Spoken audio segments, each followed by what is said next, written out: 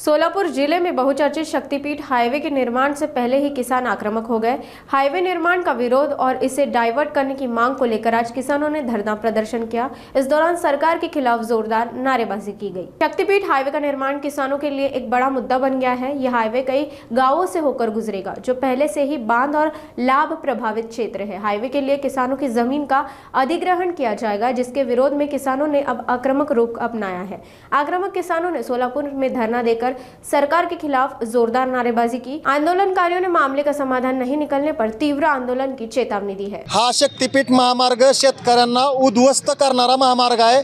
अल्पभूधारक शेतकरी अक्षरशः उद्ध्वस्त होणार आहेत। अल्पभूधारक आणि प्रत्येक शेतीचं मोठ्या प्रमाणात नुकसान होणार आहे आणि हा रोड हा शेतकऱ्याच्या कसल्याही कामाचा नाही आहे आणि तरी सुद्धा ह्या रोडची गरज नसताना, ह्या रोडची मागणी नसताना हा शेतकऱ्याच्या उरावर लोटला जातोय। जर विकासच करायचा आहे शासनाला तर शेतकऱ्याच्या थडग्यावरून हा रोड शासनाने न्यावा।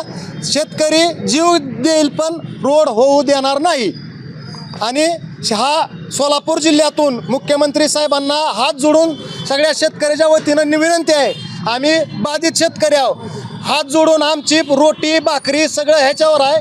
तर आमचा रोड त्यांनी आमच्या शेतीतून कायमस्वरूपी आरेखन जो केलेला आहे तो रद्द करावा, ही कळकळीची विनंती मुख्यमंत्री, कलेक्टर साहेब, SDO ऑफिस यांना देण्यासाठी आम्ही मोठ्या प्रमाणात सोलापूर जिल्ह्यातील शेतकरी इथं जमा झालेलो आहोत।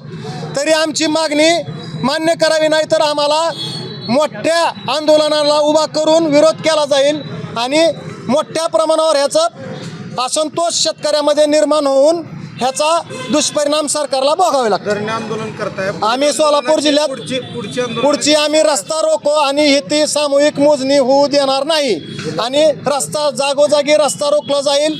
अधिकाऱ्याला वावरात पाऊल ठेवू देणार नाही।